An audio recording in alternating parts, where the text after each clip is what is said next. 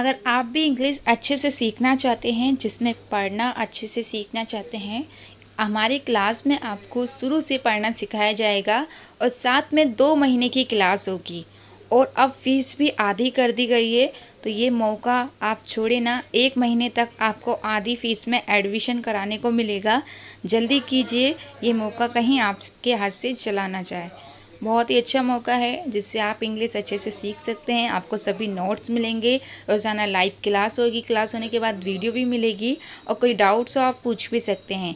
और अब 2 महीने का कोर्स हो गया है सिर्फ आधी फीस में। तो आप लोगों ने लिख लिया होगा। अब आप लोगों को समझ में आ गया कि कभी भी शुरू और बीच में ई लिखना है तो आप लोगों को आई लिखना है, और लास्ट में अगर ई लिखना है तो वाई लिखना है। ये आप लोगों को समझ में आ गया। अब मैं आप लोगों का टेस्ट लूंगी कि आप लोगों को ये समझ में आया है या फिर नहीं आया है। जैसे कि मान लीजिए मैंने आप लोगों को कुछ वर्ड मीनिंग बता देती हूँ। जैसे आप लोगों को लिखना है अगर शुरू और बीच में है तो जैसे कुछ वर्ड मीनिंग मैं 1 मिनट की लिख देती हूँ। जैसे आप लोगों को लिखना है टिप,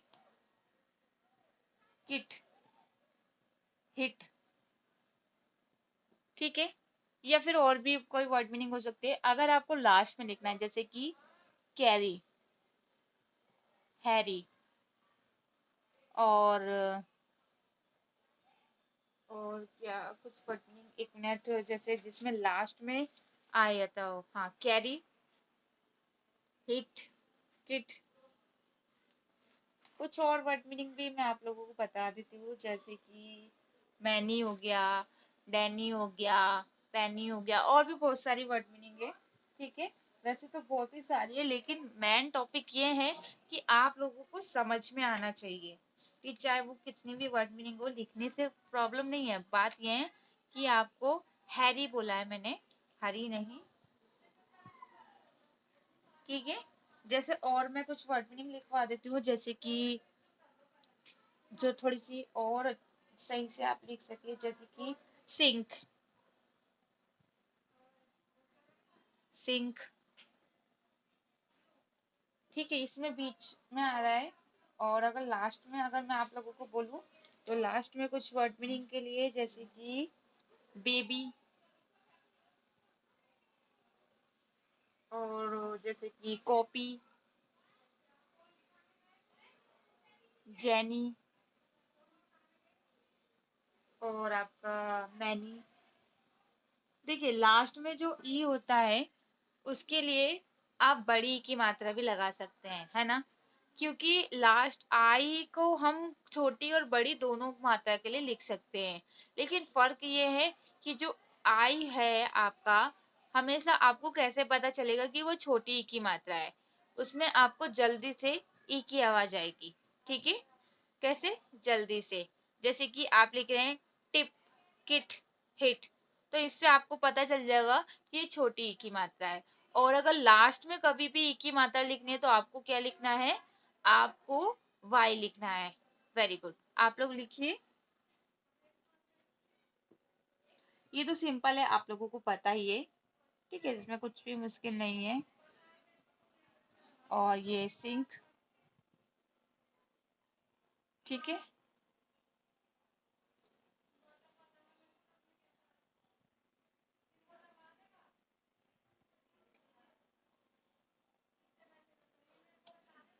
आप लोगों को इस सबके नोट्स भी मैंने सेंड कर दिए होंगे, लेकिन जो लोग न्यू हैं उन लोगों को राइटिंग की क्लास के नोट्स नहीं मिले होंगे, ठीक है।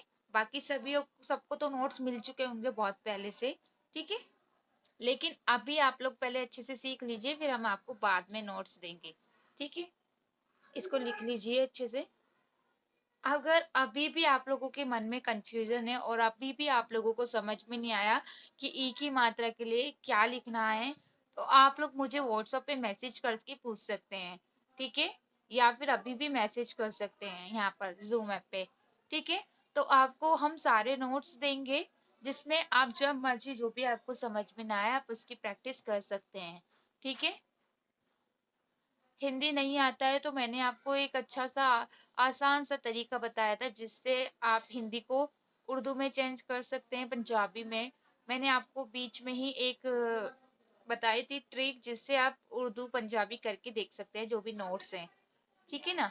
तो ये तो यहाँ अगर आपको हिंदी नहीं आती है तो आप पंजाबी में या उर्दू में, जहाँ जो भी आप जानते हैं उसमें भी देख सकते हैं। लेकिन उसके लिए अगर आपको नहीं मिली है वीडियो कैसे करना है, तो मैं आपको आज सेंड कर दूंगी एक वीडियो, जिससे आप कोई भी लैंग्वेज में जिसमें भी आप चाहते हैं उसमें आप देख सकते हैं, ठीक है। तो यहाँ पर आपको ये समझ में आ गया।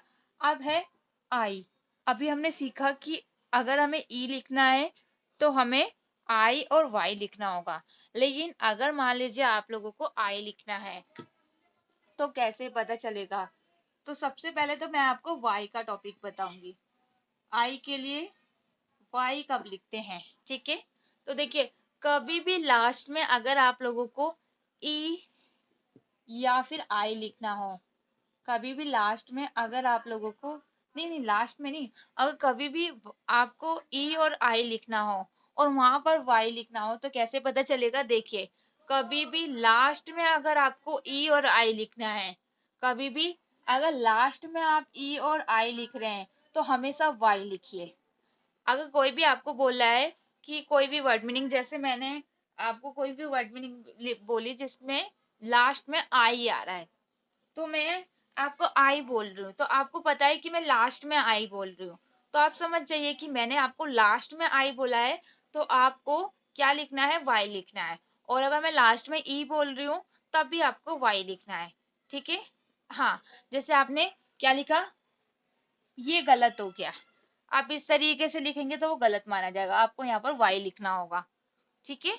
इसलिए लास्ट में कभी भी आप लोग आई नहीं लिखेंगे, क्या लिखेंगे? ई की मात्रा के लिए आप वाई लिखेंगे। लेकिन अगर आपको पढ़ने में समझ में नहीं आ रहा है तो एक चीज देखिए, जैसे कि मैंने ये लिखा मैनी, ठीक है, तो आपने इसको मैनी पढ़ा, क्यों? आप तो इसे मनाई भी पढ़ सकते थे, इसको आई भी पढ़ सकते थे, क्यों? देखिए, कभी भी अगर वाई होगा और उसको आप ई पढ़ रहे हैं तो क्यों पढ़ रहे हैं? क्योंकि उससे पहले कोई ना कोई वोवल्स होगा, कोई मात्रा होगी। अगर वाई से पहले कोई भी मात्रा है, कोई भी वोवल्स है, तो आपको वाई को ई पढ़ना है।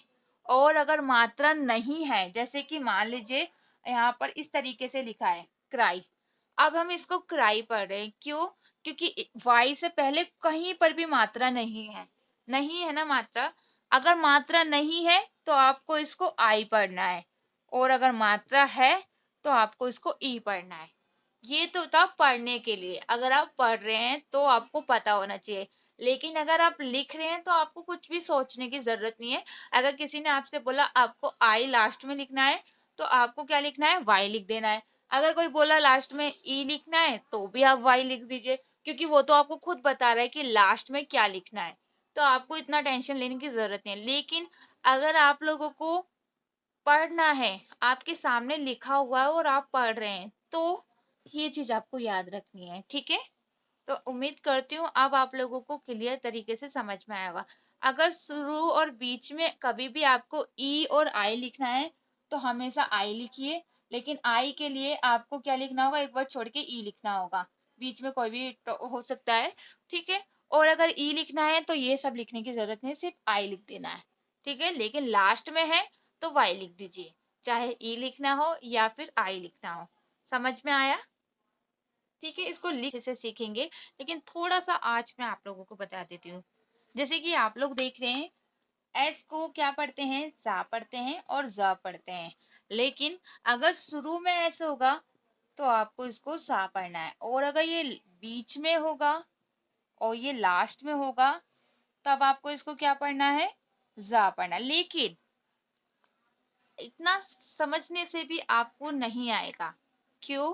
क्योंकि आप लोगों का ये क्वेश्चन है, अभी बीच में आप लोगों का क्वेश्चन था कि कहीं कहीं क्या होता है कि बीच में अगर और लास्ट में भी हम एस को सा पढ़ देते हैं और पढ़ा भी जाता है, तो ऐसा क्यों होता है ना? देखिए, बीच में और लास्ट में एस को जा पढ़ा जाता है, लेकिन आपको कैसे पता चलेगा कि बीच में और लास्ट में अगर एस है तो उसको हमें जा पढ़ना है या सा पढ़ना है? देखिए, अगर कभी भी जो आपका एस है और अगर वो वर्ब में है, इसमें है वर्ब में, अगर वर्ब में है तो आप लोगों को जा पढ़ना है। वर्ब यानी कि जो भी हम कोई काम कर रहे हैं, जैसे कि सलाह देना, खाना खाना, डांस करना, या फिर कुछ भी जो भी काम से जुड़ा हो जिसमें आप कोई कार्य कर रहे हो, यानी कि वर्ब हो, तो वहां पर हमेशा बीच में और लास्ट में आपको जा पढ़ना है एस को। लेकिन अगर वो वर्ब नहीं है, ठीक है, अगर वो वर्ब नहीं है और अगर वो नाउन है, नाउन यानी कि किसी चीज का नाम है, यानी कि अगर वहां पर एस जो बीच में, ये सिर्फ बीच और लास्ट की बात कर रही हूँ, अगर शुरू में होगा तो आपको सा ही पढ़ना है, इसमें आपको कोई कंफ्यूजन नहीं है। आपको कंफ्यूजन कहाँ पर है? बीच और लास्ट में। तो अगर बीच वाला जो एस है, अगर उसमें वो बता रहा है कि वो एक वर्ब है, तो आपको उसको जा पढ़ना है। और अगर वो नाउन है, वर्ब नहीं है, नाउन है, नाउन का मतलब होता है किसी का नाम, अगर वहां पर किसी का नाम बताया जा रहा है तो उस एस को आपको जा नहीं पढ़ना है, वहां पर आपको उसको सा पढ़ना है। इसीलिए अक्सर हम लोग गलती करते हैं और कंफ्यूज हो जाते हैं कि यहाँ पर एस को सा क्यों पढ़ रहे हैं, ये तो बीच में और लास्ट में है। और जैसे कि मैंने आपको बताया कि बीच और लास्ट में एस को जा पढ़ते हैं, लेकिन वहां पर कुछ जगह सा भी पढ़ते हैं। इसीलिए मैंने आपको ये जो टॉपिक था क्लियर करा। उम्मीद करती हूँ अब आपको कंफ्यूजन नहीं होगी और आप बहुत अच्छे से पढ़ लेंगे। ठीक है, अभी भी आप लोगों को कोई डाउट्स है तो प्लीज अभी मैसेज कीजिए। ठीक है फ्रेंड्स, सी और एस दोनों को ही सा पढ़ा जाता है ना? आप लोगों को पता होगा। तो कंफ्यूजन क्या है? देखिए, ज्यादातर कभी भी शुरू में तो आप लोगों को ज्यादातर कभी भी अगर आपको सा लिखना है तो ज्यादातर सी लिखते हैं, एस लिखते ही नहीं है। कभी भी अगर आपको सा, सी या फिर से लिखना है तो हमेशा सी लिखेंगे, सा लिखते ही नहीं है, याद रखिएगा। ठीक है, तो कभी भी अगर आपको मान लीजिए सा लिखना है तब भी सी आएगा। ठीक है, और अगर आप लोगों को सी लिखना है शुरू और बीच में कभी भी, तो आप लोगों को, ये लास्ट की नहीं बता रही हूँ मैं, शुरू और बीच की बता रही हूँ, शुरू और बीच में। और ये सिर्फ सा के लिए है, ठीक, किसके लिए है? सा के लिए। अभी जा वाला टॉपिक नहीं है। तो आपको क्या लिखना है? सी के लिए आपको सी आई लिखना है, और से के लिए, सॉरी एक मिनट, सी ई लिखना है। और सा के लिए हमेशा सी लिखा जाता है, लेकिन इसके बाद कोई ना कोई वोवल्स जरूर होगा। जैसे कि सर्कल में आप देखते हैं आई होता है, लेकिन आई को हम क्या पढ़ते हैं? आई को हम आ पढ़ते हैं। जैसे या तो आई आर होगा या फिर ए आर होगा, यू आर होगा, इनमें से कोई ना कोई होगा सी के बाद। ठीक है, लेकिन उसको पढ़ा सी को सा ही जाएगा और कुछ नहीं पढ़ेंगे। ठीक है, तो ये तो हो गया शुरू की। लेकिन अगर बीच में और लास्ट में होगा, और मान लीजिए अगर सी लिखना है तो हमेशा सी आई लिखेंगे। क्या लिखेंगे? सी आई लिखेंगे। ठीक है, और अगर आपको से लिखना है तब भी आपको सी ई लिखना होगा। और लास्ट में अगर आपको से लिखना है, सी लिखना है, तो आप सी वाई लिखेंगे, क्योंकि लास्ट में कभी भी आई नहीं लिखते। ठीक है, लेकिन एक चीज मैं आप लोगों को बता दूं कि अगर आप मान लीजिए वर्ब में लिख रहे हैं, और अगर वर्ब में मान लीजिए आपको लिखना है, अभी सिर्फ आप इतना याद रखिए, इसके बारे में मैं आपको कल क्लियर तरीके से समझाऊंगी, क्योंकि आप लोग अभी कंफ्यूज हो जाएंगे। तो अभी हमारे पास ज्यादा टाइम भी नहीं है, इसलिए मैं आपको बाकी कल बताऊंगी और बहुत अच्छे से सिखाऊंगी। जो भी आपके दिमाग में कंफ्यूजन है सारी दूर हो जाएगी, और कभी भी आपको ये नहीं सोचना पड़ेगा कि क्या लिखना है और कैसे समझ में आएगा। ठीक है, चलिए बाकी जैसे कि मैंने बोला था, तो जैसे कि आप देख रहे हैं यहाँ पर मैंने लिख रखा है, all right tomorrow to go to them with the new samples of the improve quality. जैसे कि मैं पढ़ रही हूँ ऐसे आप भी चाहते होंगे कि आप भी पढ़े, लेकिन इसमें पढ़ना ही नहीं, मैं आपको इसके अंदर बहुत सारे रूल्स भी सिखाने वाली हूँ। पढ़ना तो कोई भी सीख सकता है, लेकिन इसके जो रूल्स हैं वो आपको बहुत जरूरी है। जैसे कि कभी भी ALL होता है तो हम उसको ऑल पढ़ते हैं, लेकिन यहाँ पर हमने ऑल क्योंकि किसी के साथ हम जोड़ रहे हैं तो इसलिए हमने एक एल हटा दिया, तो इसको भी हम ऑल ही पढ़ेंगे। अब यहाँ पर देखिए, इसको हमने ऑल पढ़ा और यहाँ पर हमने इसको राइट क्यों पढ़ा है, तो देखिए कभी भी आर को तो हम रा पढ़ते हैं, लेकिन आई के बाद अगर GHT होगा तो GH को हम नहीं पढ़ते हैं। ठीक है, और आई को हमेशा आई पढ़ा जाता है अगर वो GH से पहले होगा तो इसीलिए हमने इसको आई पढ़ा है। और GH को नहीं पढ़ा है और T को टा पढ़ा है, यानी कि राइट। तो सॉरी, राइट में आपने देखा, उसके बाद T को टा पढ़ा, O को ऊ पढ़ा, ठीक है, टू, और उसके बाद डबल M को सिर्फ एक बार आप पढ़ेंगे, M यानी कि माँ, टू मो। अब यहाँ पर हमने O पढ़ा है, O की मात्रा के लिए, ठीक है।